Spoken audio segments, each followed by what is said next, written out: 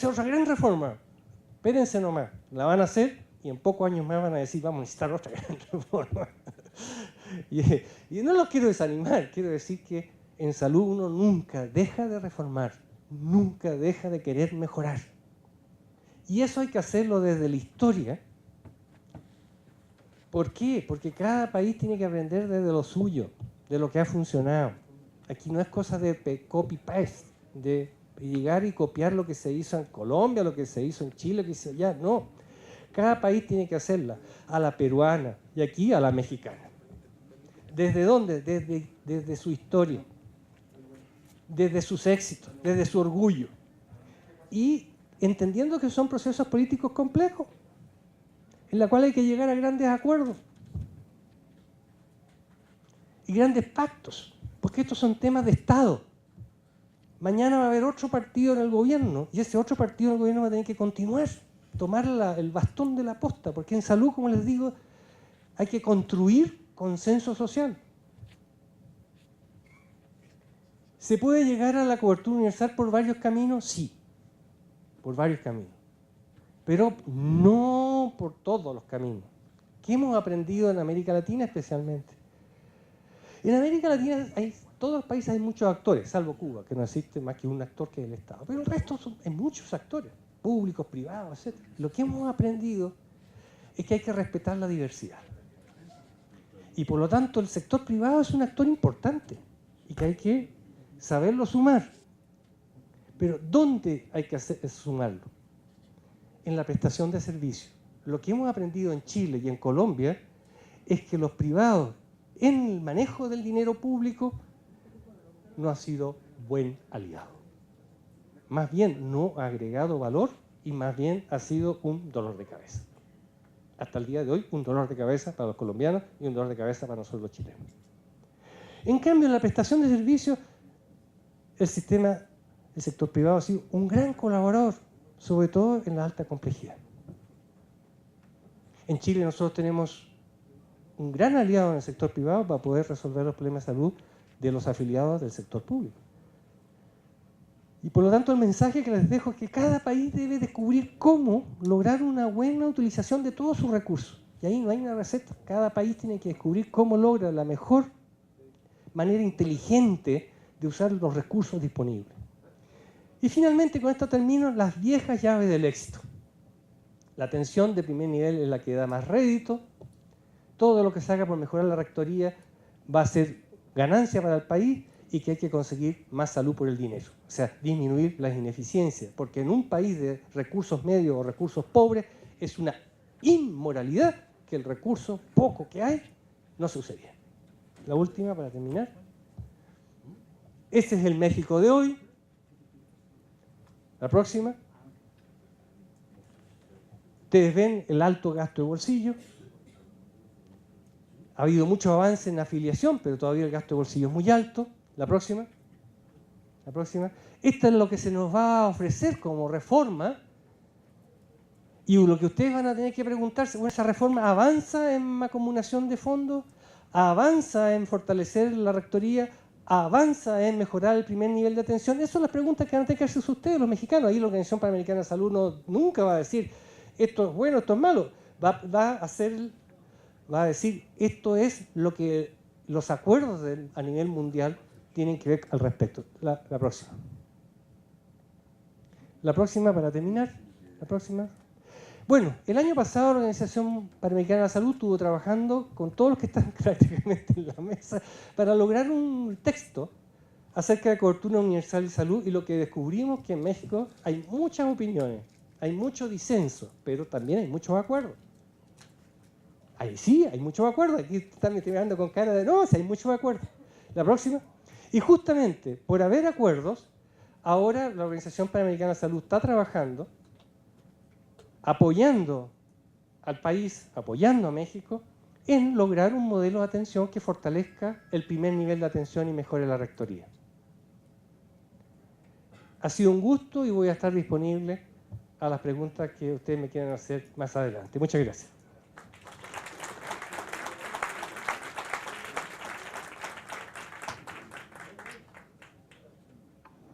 Muchas gracias, doctor Artaza Barrios.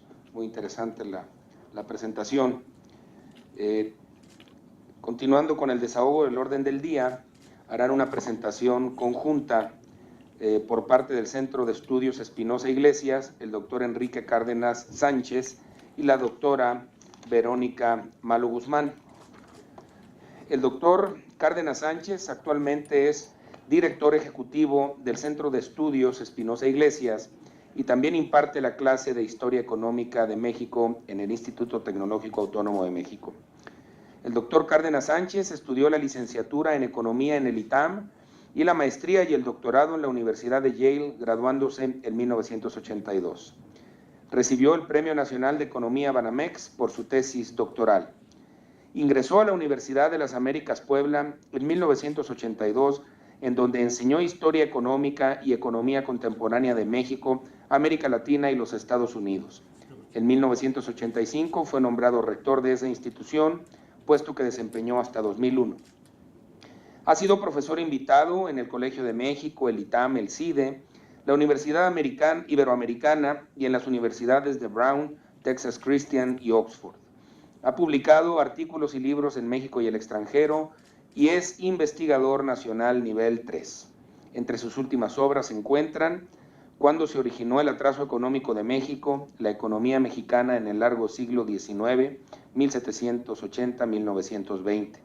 La política económica en México, 1950-1994. Con Amparo Espinosa Ru García, editó La nacionalización bancaria en México 25 años después, la historia contada por sus protagonistas. La privatización bancaria, crisis y rescate del sistema financiero, la historia contada por sus protagonistas. Con Jaime Zabludovsky y Leopoldo Solís, editó La realidad económica mexicana a través del Fondo de Cultura Económica 2012. Finalmente fue director general en la unidad del Servicio Profesional de Carrera en 2004 y 2005. Por su parte, la doctora Verónica Malo Guzmán actualmente es directora de Políticas Públicas del Centro de Estudios Espinosa Iglesias. Actualmente imparte clases para alumnos de maestría en la UNAM. Estudió la licenciatura en Ciencia Política en el ITAM, maestría y doctorado en Gobierno en la Universidad de Georgetown, graduándose con honores en el año 2000. Fue becaria Fulbright García Robles en el año de 1999. Asistente de investigación en la UNAM en el 95, en la Universidad de Georgetown en el 2001, profesor asistente en el 96 y de asignatura en el 2002 en el Instituto Tecnológico Autónomo de México. Ha publicado diversos artículos. Ingresó a la Secretaría de Comercio y Fomento Industrial en 94, donde fue jefa de departamento en la coordinación de asesores del secretario. En la Presidencia de la República fue directora de área del 95 al 96 y titular de la Unidad de Política Exterior del 98 al 2000. Posteriormente fue asesora del secretario en la Secretaría de Relaciones Exteriores entre el 2002 y el 2003. Fue gerente de planeación estratégica en la International Nederlanden Group, ING, en México entre 2007 y 2008. Colaboró en la Secretaría de Comunicaciones y Transportes, en la Subsecretaría de Comunicaciones como directora general. Nuestros ponentes del Centro de Estudios Espinosa Iglesias habrán de presentar a propósito de las propuestas para transformar el Sistema Nacional de Salud. Tienen ustedes el uso de la voz hasta por 25 minutos. Muchas gracias y bienvenidos. Muchísimas gracias, señor senador. Y bueno, pues se han de preguntar por qué alguien de Historia Económica está aquí, pero básicamente lo que quisiera yo comentarles es que el centro generó una propuesta integral de reforma a la hacienda pública para poder financiar un sistema universal de protección social. Y este fue construido coordinado por la doctora Malo, quien va a hacer realmente la presentación, pero fue construido por un número amplio de personas que, de diferentes visiones de las cosas, con la idea de establecer qué es lo que se tendría que hacer y cómo se podría financiar. Al final de cuentas son dos brazos que había que atender. Y en ese sentido, la La propuesta de protección de protección social incluía tanto la parte de salud, que es la que se va a presentar, pero también la parte de pensiones, los fondos de pensiones, que es otro de los temas fundamentales para poder lograr una igualdad. El caso concreto, nada más para terminar y pasarle la voz a la doctora Malo, es la importancia que tiene para la integración,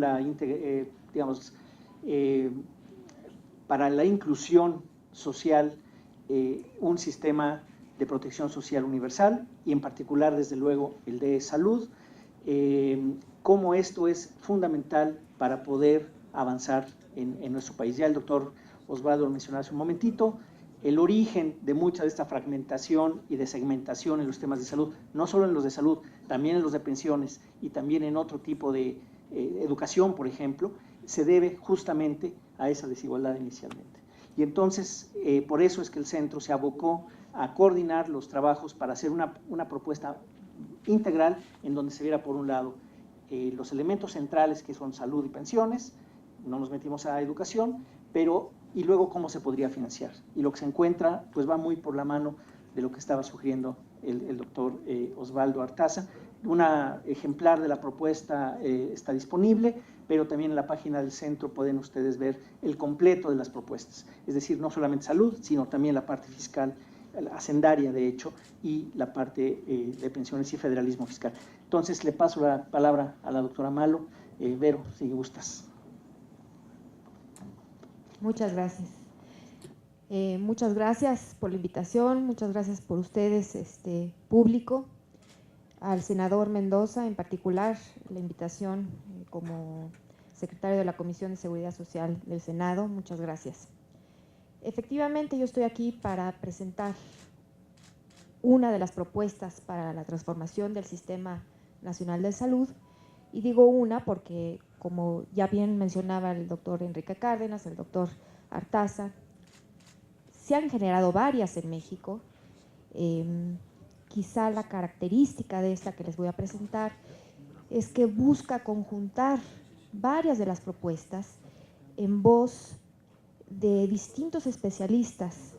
Conformamos un grupo de especialistas que debatieron esta propuesta durante 2 días a puerta cerrada y durante semanas enteras, meses, se discutió el proyecto de la propuesta que ahora les voy a presentar, y es un grupo muy plural, comprendiendo académicos evidentemente, pero también autoridades en salud, autoridades hacendarias, médicos, salubristas, profesionistas, que buscaron justamente conjuntar los distintos elementos de las distintas propuestas que ha habido en México, darle un giro, darle un consenso e impulsar esta propuesta. Si gustan poner la primera lámina, o bueno, la siguiente lámina. No, exactamente. Esos son la lista de contribuciones. Originalmente el documento, la primera versión del documento, se hizo con base a una propuesta del doctor Adolfo Martínez Valle y el doctor Manuel Molano Ruiz. Y posteriormente esa primera propuesta se discutió entre un grupo muy amplio, que es el que tienen ustedes a su derecha. Dejo unos segundos para que puedan leer los nombres. La siguiente lámina, entonces, por favor.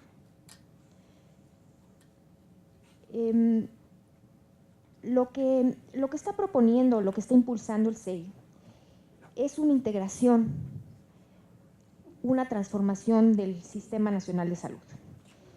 Como bien lo decía hace unos momentos el doctor Artaza, tenemos en México un sistema de salud, un sistema de protección social y de seguridad social, pero específicamente de salud, fragmentado, que refleja una desigualdad socioeconómica de sus orígenes y un sistema descoordinado en cuanto a sus distintos subsistemas que lo componen. Tenemos un sistema de salud donde el 49% del financiamiento, del gasto que se hace en salud, proviene de gasto de bolsillo, es decir, del bolsillo de ustedes y mío, y donde 25% de la población no está cubierta. No está cubierta ni por el Seguro Popular, ni por el sistema de seguridad social formal, sea IMSS, sea ISSSTE, sea, digamos, los sistemas de salud y de seguridad social estatales. Entonces, lo que yo vengo a proponer hoy, a nombre evidentemente del SEI y de todos los suscriptores que ustedes vieron en la lámina anterior, es construir un sistema nacional de salud que se sustente en dos valores fundamentales, que mantengan el equilibrio entre la vida colectiva y el ejercicio de la individualidad. Y este modelo, que se debe de centrar en el individuo, debe identificar ciertos elementos centrales para el propio sistema. Estos elementos son la universalidad con acceso efectivo, el énfasis en la atención primaria, o lo que el doctor Artaza señalaba como el conjunto de beneficios mínimos garantizados, y la inclusión de los atributos de la organización del Sistema Nacional de Salud con el que contamos actualmente, de forma que hay una participación de las personas en un marco de ética y de solidaridad. La siguiente lámina, por favor. Quisiera leerles lo que se refleja como la visión de este sistema de salud que estamos proponiendo. Es un sistema nacional de salud a través de una rectoría efectiva, un financiamiento solidario o mancomunado, se mencionaba hace unos momentos, y una prestación plural de servicios con el fin de ofrecer una cobertura universal, con acceso efectivo, integral, incluyente, equitativo, viable, efectiva y de calidad, sustentada en un modelo de atención primaria de la salud preventivo y resolutivo. La siguiente, por favor. La estructura del sistema nacional ya transformado, o que se está proponiendo, considera la separación de las funciones de rectoría del sistema, que es lo que tenemos, digamos, en una primera instancia, del financiamiento, lo tenemos en el segundo renglón, y de la prestación de los servicios, con el objeto último de tener un 100% de población cubierta. La siguiente lámina, por favor. Ahora bien, los objetivos instrumentales del Sistema Nacional de Salud debieran ser los siguientes: asegurar el acceso efectivo, reducir las inequidades en salud, mejorar la calidad de la atención, mejorar la eficiencia de la atención, evidentemente, proteger la población contra los riesgos a la salud, en particular los catastróficos, y financiar de manera justa el sistema de salud. La siguiente, por favor. En cuanto a la estructura, la rectoría del Sistema Nacional de Salud estaría a cargo de la Secretaría de Salud misma, que en conjunto con el IMSS y el ISSSTE debiera diseñar el nuevo sistema que integrará funcionalmente el financiamiento del sistema con un fondo unificado de salud, financiado idealmente con impuestos generales. La siguiente, por favor. Y la prestación pública de servicios del IMSS, ISSSTE y los servicios estatales, a través de la convergencia y la portabilidad, a alcanzarse en el mediano plazo, también podrían prestar servicios institucionales, las instituciones privadas, que obviamente estuvieran debidamente certificadas, en un mercado regulado para la venta de servicios de instituciones públicas. Ahora bien, el fondo estaría dividido en dos partes, cada una con un destino específico, uno para la salud pública y lo segundo para la atención a la salud individual y familiar. Y como un tercer elemento, el pago a cada institución de salud sería con base a una cápita por persona afiliada a qué institución en particular. La siguiente, por favor. En el mediano plazo, la persona, el individuo, tendría la posibilidad de cambiar la institución de afiliación después de un periodo mínimo de permanencia o de estancia en la institución proveniente, y no se debe de descartar la posibilidad de generar nuevos modelos de gestión con los recursos que impacten en la forma de otorgar los servicios. Para la operatividad del sistema, se debe construir un sistema integral de información para conducir, vigilar, controlar el desempeño con una base de datos única, confiable, oportuna y de calidad. La siguiente, por favor.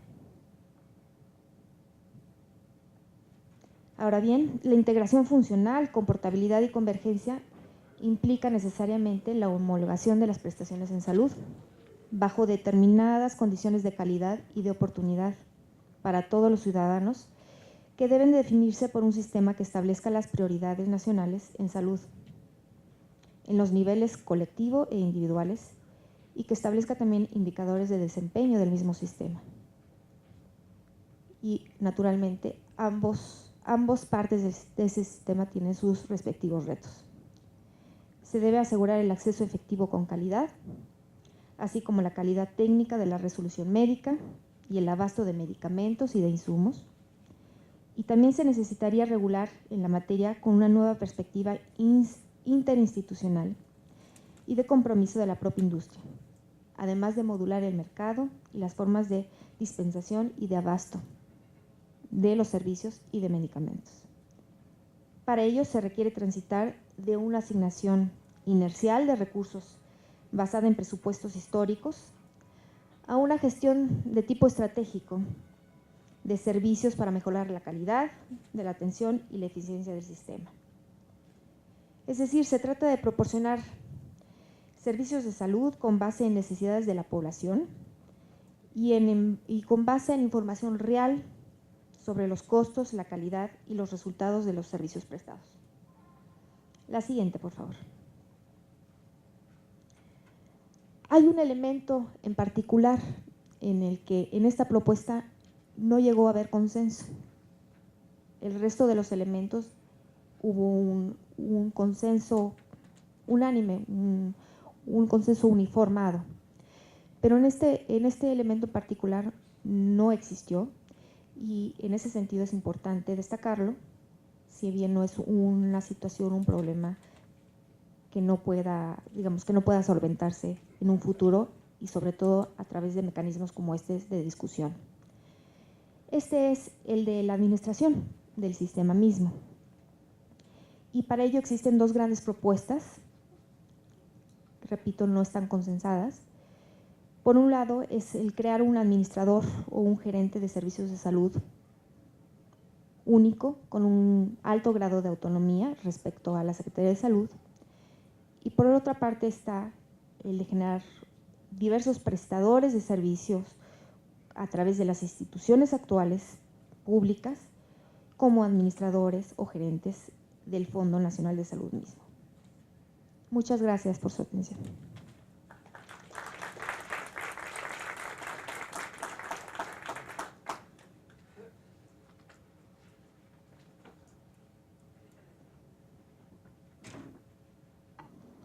Bien, a continuación tenemos la presentación de la doctora Alba Moguel Ancheita, que está titulada La Universalidad de los Servicios de Salud.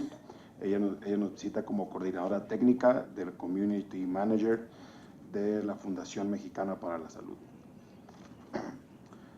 La doctora Alba Moguel Ancheita ocupa el cargo de coordinadora técnica en la Fundación Mexicana para la Salud AC desde febrero de 2010. Además, funge como Community Manager de la Fundación desde mayo de 2013. Es médico, cirujano y especialista en salud pública por la Universidad Veracruzana. Auditor interno y auditor líder en calidad por Quality Management Institute de Canadá. Diplomada en Economía de la Salud por la Universidad Iberoamericana con certificado de adquisiciones públicas nivel 2 por el Programa de las Naciones Unidas para el Desarrollo, acreditado por el Chartered Institute of Purchasing, Supply, CIPS. Ha ocupado, entre otros cargos, el de Directora General Adjunta de Planeación de Extensión de Cobertura en la Secretaría de Salud, donde fue responsable de planeación y evaluación del Programa de Ampliación de Cobertura PAC, del Programa de Educación, Salud y Alimentación Progresa y del Programa de Cirugía Extramuros, entre otros. También fue asesora en certificación de calidad del Consejo de Salubridad General, en donde participó en la reformulación y desarrollo de instrumentos del Programa de Certificación de Calidad de los Establecimientos de Salud, así como la definición de enfermedades e intervenciones que ocasionan gastos catastróficos para el sistema de protección social en salud. Se desempeñó también como subdirectora de Prevención y Protección de la Salud en la Subdirección Médica del ISSSTE, como directora general adjunta de Salud Reproductiva de la Secretaría de Salud y como subdirectora ejecutiva de Supervisión Operativa de la Comisión Federal para la Protección contra Riesgos Sanitarios. En la Fundación Mexicana para la Salud ha sido responsable del proyecto de universalidad de los servicios de salud y editora general de la propuesta de política pública Universalidad de los Servicios de Salud, propuesta Fonsalud. Hacemos un aplauso para Sibila, por favor.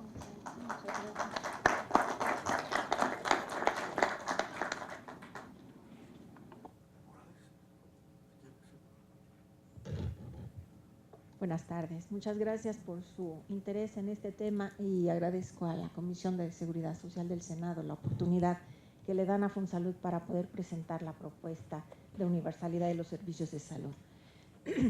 Nosotros le llamamos universalidad en lugar de cobertura universal, porque queremos enfatizar una diferencia muy importante en los dos términos. Cuando hablamos de cobertura universal, podemos tener una idea de que la población debe estar cubierta, no importa de qué forma. Perdónenme la forma de expresarlo.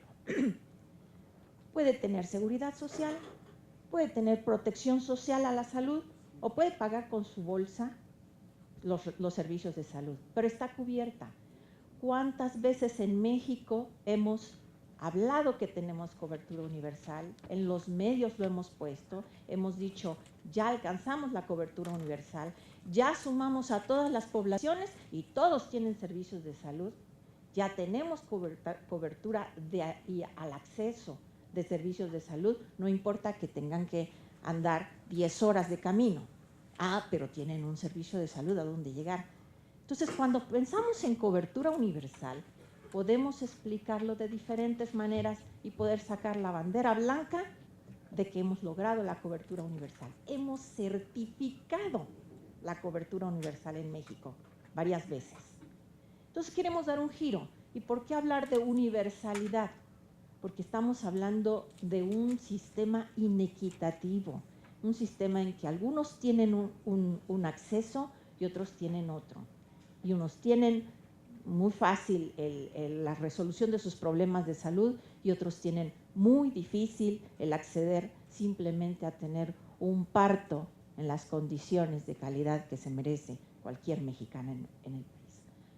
Por eso entonces tenemos que cambiar la manera de ver la cobertura universal y hablar de una universalidad en donde todos los mexicanos tengan el mismo acceso a la resolución de sus problemas de salud.